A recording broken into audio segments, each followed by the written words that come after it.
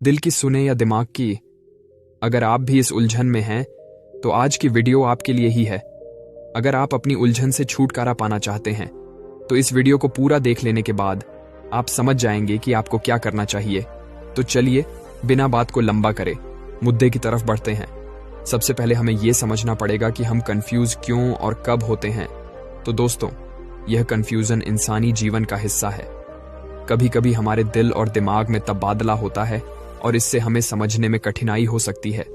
यह अक्सर हमें अपने भावनाओं और तर्क के बीच उलझन में डाल सकता है। जब हम किसी महत्वपूर्ण निर्णय पर होते हैं तो दिल और दिमाग दोनों ही अहम भूमिका निभाते हैं।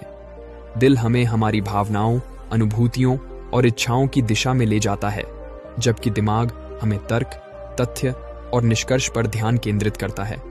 इसलिए कई बार हमें कोने लेना पड़ता है। कभी कभी हमारी भावनाएं हमें एक दिशा में ले जाती हैं, जबकि अन्य समय हमें तर्क और विचार की आवश्यकता होती है। ये कंफ्यूजन उत्पन्न हो सकती है, लेकिन अक्सर इससे हम बेहतर निर्णय लेने में सहायक होते हैं। इसे एक उदाहरण से समझते हैं। जैसे कोई व्यक्ति एक नौकरी का चयन करते समय अक्सर दिल और दिमाग के बीच विचार करता है। उनका दिल उनकी पसंद और प्राथमिकताओं के आधार पर एक विशिष्ट क्षेत्र में जाने की दिशा में प्रेरित कर सकता है, जबकि उनका दिमाग उनके कौशल, वेतन और करियर के दृष्टिकोण से अनुशंसा कर सकता है। यहां कंफ्यूजन होती है कि कौन सा मार्ग सर्वोत्तम होगा। क्या उन्हें अपने दिल की सुनना चाहिए या फिर अपने दिमाग की सलाह को मानना चाहिए? ऐसे ही कभी कभी पारिवारिक मामलों में भी दिल और दिमाग के बीच टकराव होता है। उदाहरण के लिए, किसी विशेष समय पर परिवार को किसी नए शहर में स्थानांतरित होने का निर्णय लेना पड़ता है।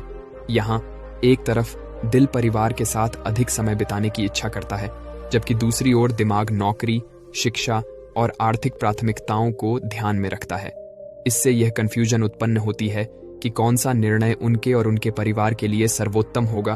तो चलिए अब सॉल्यूशन की तरफ चलते हैं। संतुलन ढूंढें।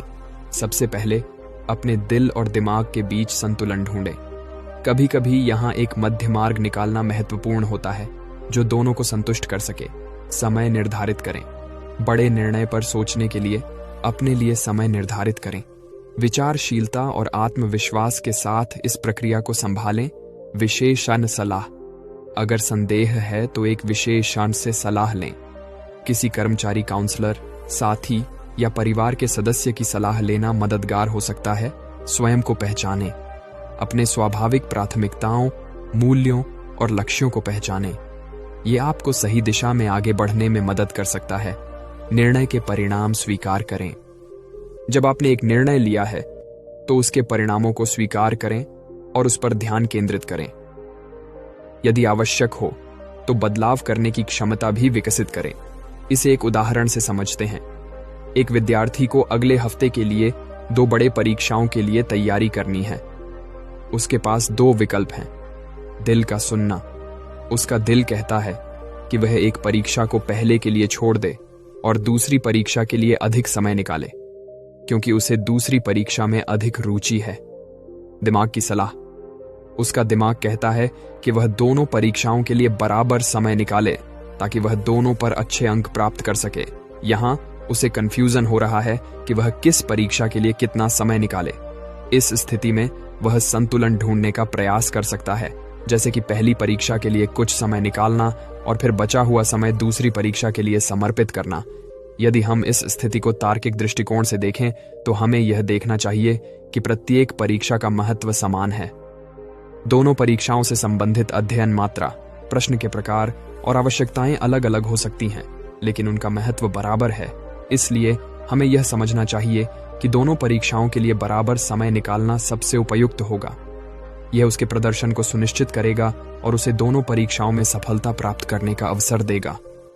इससे हम अपने दिल और दिमाग के बीच संतुलन बनाए रखेंगे, जिससे हमारे परिणामों में भी संतुष्टि मिलेगी। दोस्तों, अगर मनोवैज्ञानिकों की माने तो मनुष्य का व्यवहार और निर्णय 2 प्रमुख तत्वों पर आधारित होता है: सोचने और अनुभव करने की क्षमता और भावनात्मक प्रतिक्रिया। इसका मतलब है कि व्यक्ति के दिल और दिमाग दोनों ही उसके व्यवहार को प्रभावित करते हैं। मनोविज्ञान के अनुसार व्यक्ति का व्यवहार उसकी भावनाओं, अनुभूतियों और सामाजिक परिस्थितियों से प्रभावित होता है, जो उसके दिल से आते हैं। साथ ही उसका विचार और तर्क उसके दिमाग से उत्पन्न होते हैं। इस प्रकार व्यक्ति का व्यवहार उनके दिल और दिमाग के संयोग से निर्मित होता है।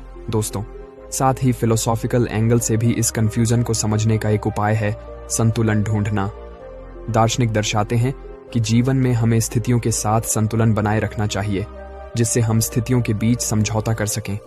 उनका मानना है कि हमें अपने भावनात्मक और तार्किक दिमाग को संतुष्ट करने के लिए अपने आत्मा के साथ आत्मविचार करना चाहिए।